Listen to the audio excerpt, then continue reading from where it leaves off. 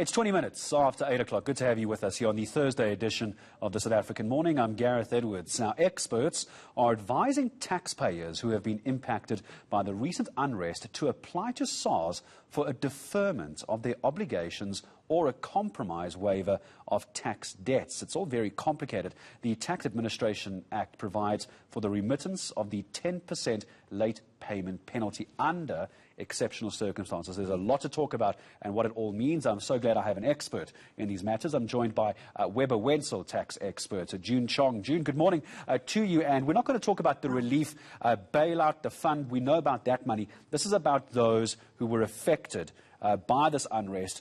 Tell me what they need to do to their application for SARS to try and assist them. What do they need to do? Good morning. Thank you very much for having me this morning. You're 100% right. Taxpayer can generally apply for deferment or compromise of their payment of their tax obligations.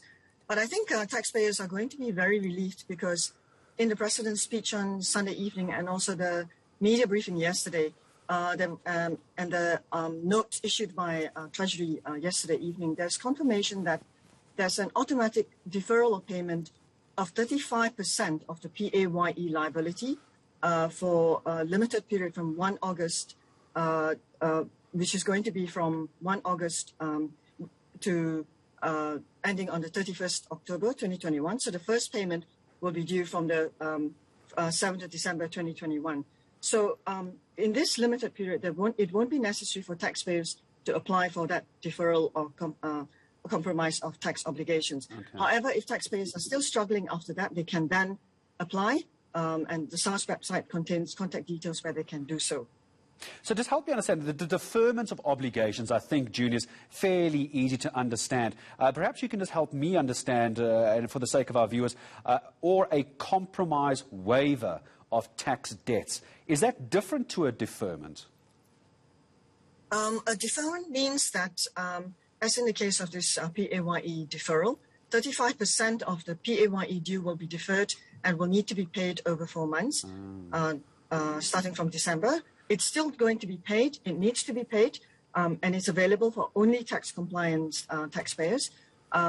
What is the difference between a deferral payment and a compromise? A compromise means it's a write-off. You are applying to SARS to waive the payment obligation of whatever tax liability is due. So it's not limited only to PAYE. It could also be income tax or VAT or customs.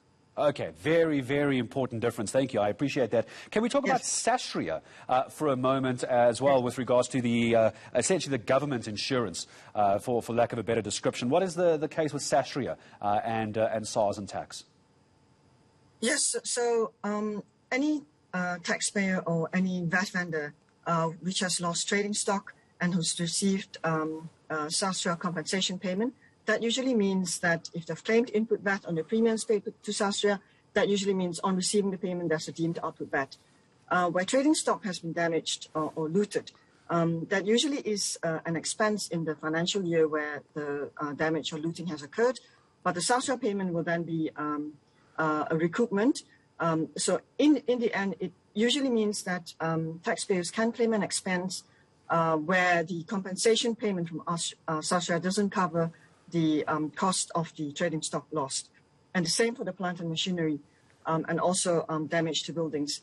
However, taxpayers can elect where there's a recoupment and there's a capital gain as a result of the SASRIA compensation payment. They can elect to use the compensation payment to repair the building or to replace the trading stock or the plant and machinery. And in particular with the plant and machinery and the building, they can then elect to kind of take the recoupment or the capital gains resulting from the compensation payment over the new write-off period, so the proportionate new write-off period as a result of the new plant and machinery or building. Okay, just before I let you go, Joon, just a last question as well. I imagine all of this, it goes without saying, but I think it's important at a time like this when businesses have been affected by looting as well. This is only for SARS clients, only taxpayers who are in good standing. This is now not the time to come to SARS and plead poverty if you weren't tax compliant before the looting kicked in. Would that be a fair assessment?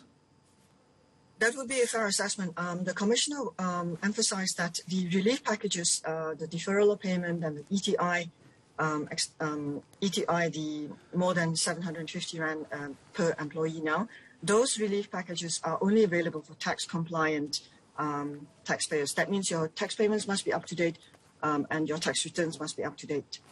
Well, I appreciate your time in speaking to us. What a pleasure. You know, it makes sense when I'm able to understand a tax interview as well. Joon, Chong, thank you so much. Tax partner at Webber Wentzel Tax Practice, joining us here on eNCA.